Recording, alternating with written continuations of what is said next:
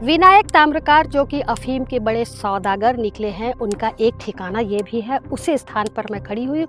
यहाँ पर आप देख सकते हैं कपास की खेती होती थी और कपास को एक जगह संग्रहित हो करके इस स्थान पर रखा गया था। लेकिन अभी कुछ दिनों से यहाँ की जो स्थिति थी वो संदिग्ध बताई जा रही थी। गाँव वालों का कहना है कि यहाँ पर विकास बिश्नोई, जिन्हें अभी राजस्थान से गिरफ्तार किया गया, वो इस स्थान पर अपने परिवार के साथ रहते थे और परिवार के साथ रहने के बाद यहीं से सारी जो अफीम है उनका लेन देन बाहर भिजवाना, ये सारा कारोबार इसी स्थान से किया जाता था। ये पूरा फार्म हाउस है। यहाँ पर आप देख सकते हैं गाड़ियाँ खड़ी हुई हैं, मौजूद हैं और इसी स्थान पर विकास बिश्नोई का परिवार रहता था। पुलिस ने यहाँ पर कार्यवाही की। जब अफीम के बारे में जानकारी मिली तो विकास ताम्रकार जो हैं उनके विनायक ताम्रकार के तमाम ठिकानों पर दबिश दी गई और इस ठिकाने पर भी पुलिस ने दबिश दी, जिसके बाद यहाँ से डोडा, अफीम और खसखस जैसे जो नशीले पदार्थ हैं उन्हें पुलिस ने बरामद किया है। आप देख सकते हैं कि चारों तरफ कितनी सुरक्षा व्यवस्था इस स्थान पर की गई है। कोई इस स्थान पर आ जा ना सके, जिसके कारण से यहाँ पर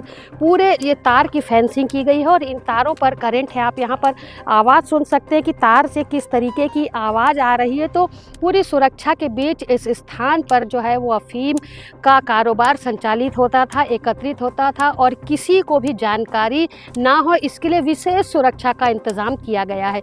फिलहाल यहाँ पर जो पहले जो है वो आप देख सकते हैं दिखावे के लिए यहाँ पर कपास लगाया गया है। कपास की खेती होती थी, लेकिन कहीं ना कहीं कपास की आड़ में यहाँ पर अफीम, डोडा, खसखस जैसे जो पदार्थ हैं उन्हें एकत्रित करके रखा जाता था। और अब चूंकि इस स्थान पर भी विनायक ताम्रकार के इस स्थान पर, इस ठिकाने पर भी पुलिस ने दबिश दी है और सारे सामान को अभी फिलहाल पुलिस ने अपने कब्जे में लिया हुआ है। तो ये एक बड़ी बात निकल करके सामने आई है और ऐसे तमाम ठिकाने जो विनायक ताम्रकार के हैं उनकी पतासाजी अभी जो है वो पुलिस प्रशासन के द्वारा की जा रही। क्या कुछ निकल करके और सामने आता है, क्या और संपत्ति जो है विनायक ताम्रकार की अवैध रूप से संचालित होती थी, इसकी जानकारी की ली जा रही। जानकारी मिलते साथ आगे की अपडेट में हम आपको वो सारी जानकारी देंगे। लेकिन यहाँ पर आप करंट की आवाज़ सुन सकते हैं कि किस तरीके से जो करंट फैलाया गया है सुरक्षा व्यवस्था को लेकर कि कोई भी यहाँ पर आ जा ना सके, उसके लिए विशेष सुरक्षा, विशेष इंतजाम किए गए हैं और इस स्थान पर शायद